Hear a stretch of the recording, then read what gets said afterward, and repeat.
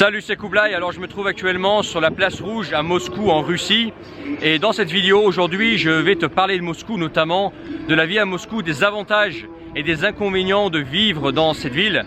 Alors peut-être que tu veux t'installer ici pour quelques mois pour travailler ou pour faire un stage, vivre, juste voilà, profiter un petit peu du pays, soit tu veux venir t'installer ici, vivre à Moscou.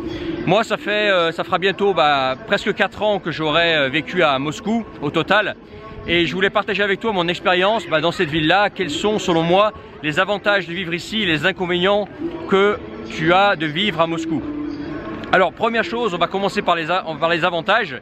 On va finir par les inconvénients. Je vais finir par les plus gros inconvénients.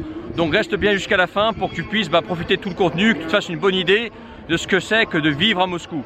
Alors premier avantage de vivre à Moscou. Alors bien entendu, c'est vivre avec les Russes. Les Russes, voilà, c'est une culture, c'est une mentalité, c'est des monuments, c'est des émotions. Bien entendu, vivre dans la capitale russe, c'est être entouré de Russes, et ça, bon, c'est à mon avis un gros avantage. C'est un pays assez unique, avec une mentalité assez unique, et je pense que ça vaut le coup au moins de passer du temps ici en Russie ou au moins à Moscou pour comprendre un petit peu la Russie, pour voilà, rencontrer des Russes, et voilà, c'est vraiment des gens qui sont uniques, qui ont leur mentalité, et ça va être très intéressant pour toi de passer du temps ici. En plus, c'est des gens chaleureux, c'est des gens avec qui il est agréable de vivre. Donc vraiment, c'est une expérience que je te recommande, les Russes tout simplement. L'avantage d'être à Moscou, c'est que tu es entouré de Russes, forcément. Deuxième avantage de Moscou, c'est que pour une grande ville comme Moscou, comme ça, tu as beaucoup de parcs. C'est très vert, il y a beaucoup de possibilités pour se détendre.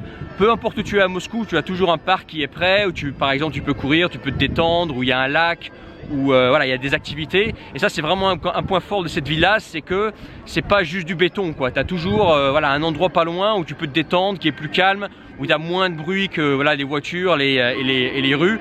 Donc ça, c'est un gros point fort de cette ville-là que j'apprécie beaucoup.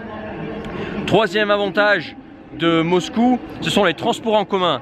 Alors moi j'ai visité plus de 50 pays, j'ai utilisé pas mal de transports en commun, mais je cherche encore un métro qui est plus rapide, plus propre, plus beau que celui de Moscou. Le métro de Moscou, c'est juste une pépite, c'est un moyen de transport qui est confortable, qui peut t'amener presque partout à Moscou, et puis si tu veux te rendre quelque part, tu as toujours un taxi, etc. que tu peux trouver facilement à Moscou. Ça, c'est un autre avantage à Moscou. Mais vraiment, le métro, il est géant, il y a plein de stations, il est beau, il est rapide. Bref, au niveau transport en commun ici, c'est vraiment au top. Même si dans une ville qui est très grande, tu peux te déplacer partout et te rendre de partout en Russie. Donc ça, c'est un gros avantage à mon avis, c'est pouvoir se déplacer facilement ici. Quatrième avantage de Moscou, c'est que c'est une ville qui est très sûre. Vraiment ici, tu as un sentiment de sécurité qui est très grand. Moi, en 4 ans, j'ai jamais eu de problème ici à Moscou, de racailles, où tu te fais emmerder, ou de potentiels dangers, etc. Ici, vraiment, c'est un autre monde à ce niveau-là. Je sais pas quoi dire, moi j'ai jamais eu de soucis ici, et c'est une ville qui est très sûre, que ce soit aussi la nuit, que ce soit dans le métro, dans les transports en commun. Même si tu es une femme, ici des femmes rentrent toutes seules le soir dans le métro. J'ai jamais vu d'agression ou quoi que ce soit envers des femmes, même si elles sont habillées pour sortir, etc. Ça, c'est vraiment un gros point fort de Moscou, c'est l'aspect sécurité. Vraiment, si tu en as marre de la sécurité, etc., Moscou, c'est une ville qui peut être pour toi. C'est très agréable.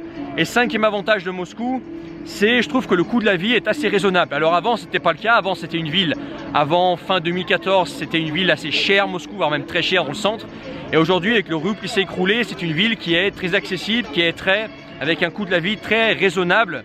Notamment, si tu as un salaire moyen européen, que tu viens ici avec des euros, avec des dollars, etc. Tu viens ici pour quelques mois, ou tu travailles ici, tu es payé en euros ou en dollars, ou tu gagnes ta vie en euros ou en dollars. Ici, tu vas voir que le coût de la vie est devenu très raisonnable. Et par rapport à ce que tu payes, les restaurants par exemple, par rapport à ce que tu payes, tu vas avoir un bon retour sur investissement, j'ai envie de dire. Au niveau du logement, c'est pareil, le coût de la vie est très raisonnable par rapport aux grandes villes d'Europe de l'Ouest, comme par exemple Paris, Londres, Amsterdam, etc. Donc voilà pour les avantages de Moscou. Pour les inconvénients de Moscou que j'ai trouvé moi en 4 ans, bientôt 4 ans de vie ici. Alors premier inconvénient de Moscou, et d'ailleurs c'est un bon exemple, c'est le bruit. Moscou, je trouve, c'est une ville qui est très bruyante. Notamment dans le centre, etc. Tu as toujours du bruit, tu as toujours de la musique, partout où tu vas t'asseoir, etc. Il y a toujours de la musique qui, à mon avis, elle est souvent trop forte, tu vois. Des fois, tu as envie d'un petit peu de calme. les voitures qui font beaucoup de bruit ici à Moscou. Voilà, beaucoup de Russes aiment les pots d'échappement, voilà, libérés, les grosses voitures, etc. Ça fait du paroufle. Donc ça, c'est un petit peu un inconvénient. Si tu es dans le centre, c'est le bruit de partout. Mais entendu, si tu vis à Moscou, tu n'es pas obligé de vivre dans le centre. Moi, c'est ce que je fais. Je vis en dehors du centre, où tu peux trouver des quartiers qui sont plus calmes, où tu n'as pas ce bruit constant, où tu seras plus près d'un parc, etc. Moi, c'est mon cas. Et tu n'es pas obligé d'avoir ce bruit-là. Mais le bruit, c'est un inconvénient à Moscou. Tu te promènes, par exemple, là, je suis sur la place rouge, il y a toujours du bruit et voilà, au bout d'un moment, ça peut peser, quoi. Deuxième inconvénient de Moscou, c'est la laideur de certains bâtiments. Bon, là, c'est pas un bon exemple. Je suis sur la place rouge, donc forcément, il n'y a pas plus russe que la place rouge, j'ai envie de te dire, plus Moscou en tout cas. Mais si tu vas un petit peu dans les quartiers qui sortent du centre, tu as certains bâtiments, tu vois, type soviétique, des blocs soviétiques, qui franchement des fois sont pas très jolis, tu vois, ils pourraient le refaire un petit peu. Alors une fois que tu rentres dans le bâtiment, souvent c'est très moderne, c'est refait, etc. Tu as l'impression d'être dans un appartement très moderne comme en Europe, etc. Mais des fois tu as des bâtiments, quand tu les vois, il faut un petit peu vieillot, il faut un petit peu délabré, et je trouve que c'est dommage. Ils pourraient faire un effort au niveau, voilà, je sais pas, du bardage, voilà, de l'aspect des bâtiments, des quartiers qui sont des fois un petit peu communistes, un petit peu soviétiques, et c'est dommage au niveau de l'architecture. Bon, bien sûr, dans le centre de Moscou, tu as une architecture qui est typique, hein, qui est à voir, mais dès que tu sors du centre, je trouve que c'est un petit peu un inconvénient. Bon, c'est du chipotage, mais c'est un inconvénient que j'ai noté. Troisième inconvénient de Moscou, je pense que tu t'en doutes, c'est le froid. Bon, le froid à Moscou est très supportable. C'est du froid sec. C'est pas comme Saint-Pétersbourg ou comme Tallinn par exemple, ou des villes qui sont au bord de mer. Ici tu as un froid sec, donc même, bon, voilà, c'est clair que si tu détestes le froid, bah, ça va être froid pour toi, mais c'est très supportable Moscou au niveau du froid. Mais bon, il faut quand même le noter. Par contre, les étés ici sont très chauds. On a un petit peu l'image de la Russie qui est froide, etc. Mais l'été ici, il peut faire très très chaud.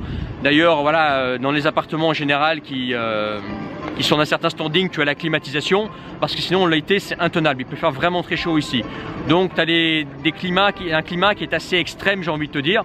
Bon, c'est supportable, l'été il fait très chaud, bon, tu mets un t-shirt et un short, et l'hiver, si tu t'habilles bien, vu que c'est du froid sec, ça passe. Mais bon, c'est pas pour tout le monde, c'est pas les tropiques, si par exemple, toi ton truc c'est uniquement le très très chaud. Quatrième inconvénient de Moscou, et là on va rentrer dans les gros inconvénients selon moi de cette ville-là, c'est le manque de lumière, notamment en hiver.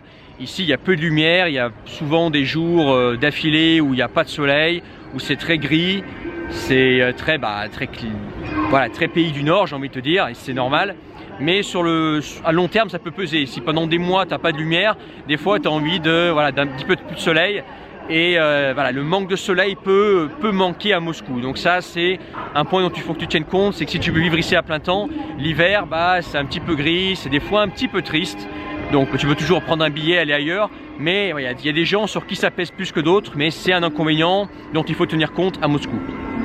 Et cinquième et dernier inconvénient de Moscou selon moi, et c'est le plus grand inconvénient de Moscou, c'est qu'il n'y a pas la mer. Il n'y a pas la mer à Moscou, tu es loin de la mer, il faut prendre l'avion pour aller à la mer. Bon, tu peux y aller en voiture, mais il faut compter 15 heures de route minimum, et c'est que la mer très froide.